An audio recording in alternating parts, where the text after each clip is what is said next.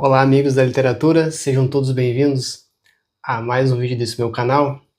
E no vídeo de hoje eu gostaria de mostrar para vocês os últimos livros que eu acabei comprando, seja no Festival Literário de Santa Catarina, que ocorreu em Joinville há 2 semanas atrás, seja no que eu acabei comprando na livraria aqui do shopping.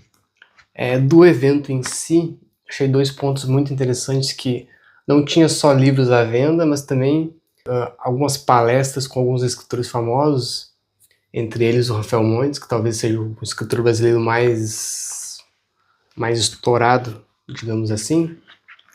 E outro ponto que eu gostei muito foi de pequenos escritores, que assim como eu, escritores iniciantes, né, estavam lá expondo seus livros e vendendo os seus exemplares.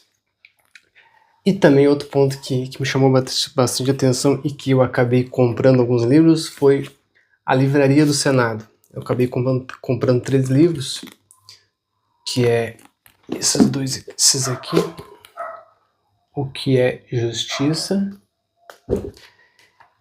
Eficácia e Aplicabilidade das Normas Constitucionais e STF e Senado.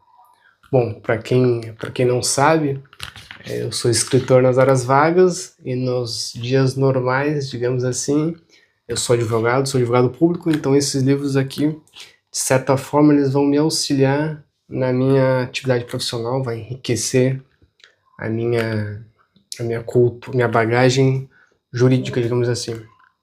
Só tomando como exemplo esse livro aqui, STF e Senado, ele acaba fazendo um diálogo entre a Casa Legislativa do Senado Federal e o Judiciário, que é o STF, que é o escalão mais alto do Judiciário brasileiro, e acaba fazendo esse bate-volta de propostas de emenda constitucional, etc. Enfim, um livro que me auxiliou bastante. Quando eu falei que tinha bastante autores expondo as suas obras no evento, eu acabei comprando esse livro da Isis Vogel, O Cadáver e a Masoquista. É um livro de poemas, e bem interessante que quando a gente estava passando nos corredores, ela nos abordou, muito simpática, e nos mostrou os seus livros e até leu um poema desse livro.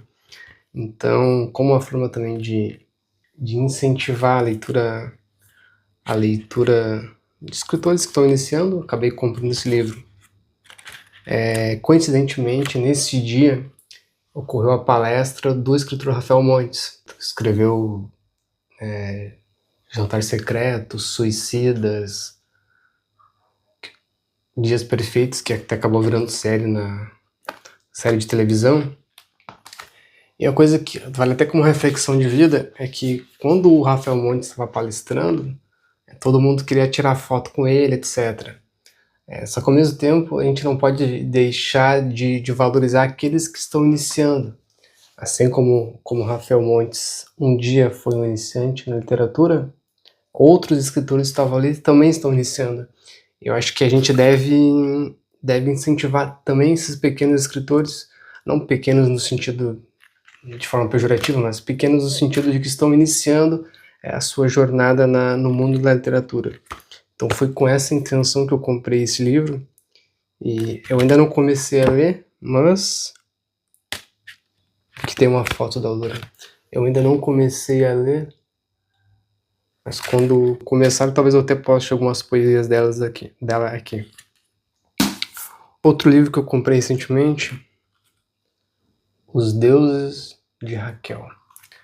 Esse aqui eu acabei comprando num sebo aqui de Florianópolis e custou acho que R$10. Para quem não sabe, Moacir Scliar é com certeza um dos maiores escritores do Rio Grande do Sul, aí no mesmo nível de Érico Veríssimo, que escreveu a sua obra mais importante, é O Tempo e o Vento, que se divide em uma trilogia, mas que acaba se dividindo em três partes, cada parte com 2 livros, e uma dessas partes tem 3 livros, que ao todo formam 7 livros, a obra do Érico Veríssimo. E o Moacir Scliar, ele está no mesmo nível de de Érico Veríssimo, cuja obra principal dele, pelo menos para mim, que eu li no ensino fundamental ainda, é O Centauro no Jardim. Então, se você não conhece Moacir Scliar, pesquise, que é um autor excelente. Outro livro comprado recentemente, é esse livro que eu gosto demais. Crime e Castigo, Fyodor Dostoiévski. Quem me acompanha no YouTube sabe que recentemente eu acabei gravando um livro sobre crime e castigo. Esta capa aqui da editora 34, que é da coleção Leste, essa capa aqui foi exatamente o livro que eu li na faculdade de Direito. Embora eu tenha o livro Crime e Castigo na minha casa, eu digo da versão de bolso da editora LPM, mas não foi o livro que eu li. Então agora eu estou adicionando à minha biblioteca realmente o livro que eu li na faculdade. E estou inclusive relendo, não sei se irei relê-lo todo, mas pelo menos até a parte do assassinato que Raskolnikov cometera, até ali eu pretendo ler o livro. Para quem não sabe, em Crime e Castigo, Raskolnikov é um ex-estudante de direito que necessitou largar os estudos por conta de sua condição financeira deplorável numa São Petersburgo pobre, né? Raskolnikov teve que largar os estudos. E nesse processo de empobrecimento dele, digamos assim, foi ao longo do tempo penhorando alguns dos seus objetos pessoais para realmente conseguir se manter. E Raskolnikov, ele tem uma teoria de que pessoas extraordinárias estariam autorizadas a cometerem crimes. E até no decorrer do livro, ele vai expondo a sua teoria, porque ele acaba citando César e Napoleão, que a história os conta como grandes heróis, mas que, se nós olharmos a miúde, digamos assim, o que eles fizeram, eles cometeram grandes assassinatos. Mas a história, de certa forma, acabou esquecendo isso e pondo Napoleão e César, que é o exemplo que o Raskolnikov usa no livro, a história acabou colocando eles como grandes heróis. Então Raskolnikov ele tem essa teoria de que pessoas extraordinárias estariam autorizadas a cometerem crimes em nome de um bem maior. E daí ele comete o crime e se descobre que ele não é uma pessoa extraordinária, porque ele passa a sofrer os efeitos físicos e psicológicos do crime que cometera. Tanto que na história fica bastante claro que o castigo psicológico que ele sofre é muito maior do que futuramente quando ele acaba confessando o crime e sendo levado à prisão. E um outro livro que eu adquiri, Noites Brancas, talvez o conto mais fofinho, digamos assim, de Dostoiévski. Se vocês perceberem, essa capa aqui, vou deixar as duas de lado, ela acaba tendo uma relação de certa abstração na capa, porque ambos os livros eles fazem parte da coleção Leste, da editora 34. Então estou me propondo a completar aos poucos, a completar essa coleção. E Noites Brancas já era um livro que eu tinha lido, já era um conto que eu tinha lido, mas eu tinha lido nessa versão aqui da editora Martin Claret. Eu acho importante, estou aprendendo ainda, mas eu acho importante a leitura com uma versão cuja tradução é feita direto do russo para o português. E no caso dos livros da editora 34, a tradução é feita direta do russo para o português.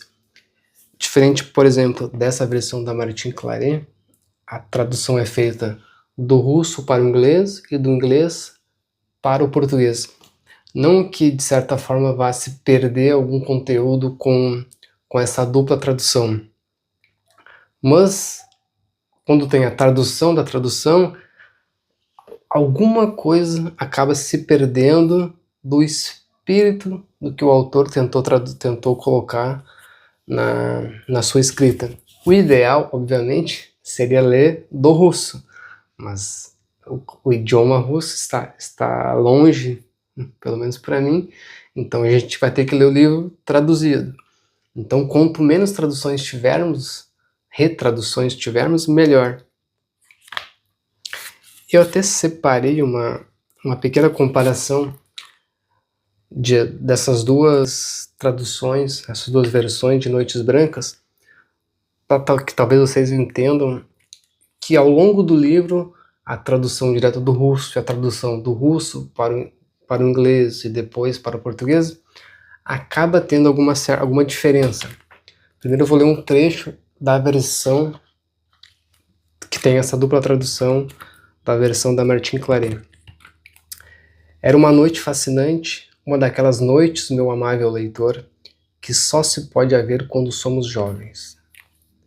Era um céu tão estrelado, um céu tão luminoso, que só de mirá-lo seria preciso perguntar-nos involuntariamente, aqui conosco, se várias pessoas irritadiças e pirracentas podiam mesmo viver sob um céu desses. E agora a versão da editora 34, que é a tradução do russo direto para o português. Era uma noite maravilhosa, uma noite tal como só é possível quando somos jovens, caro leitor. O céu estava tão estrelado, um céu tão luminoso, que ao olhá-lo seriam obrigados a nos perguntar infalivelmente: como pode viver sob um céu assim toda sorte de gente irritadiça e caprichosa? Esse também é um questionamento de quem é jovem, caro leitor, muito jovem, mas que Deus possa inspirar-lhe muitas vezes.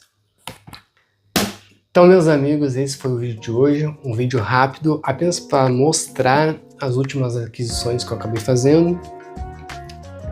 E até o próximo vídeo.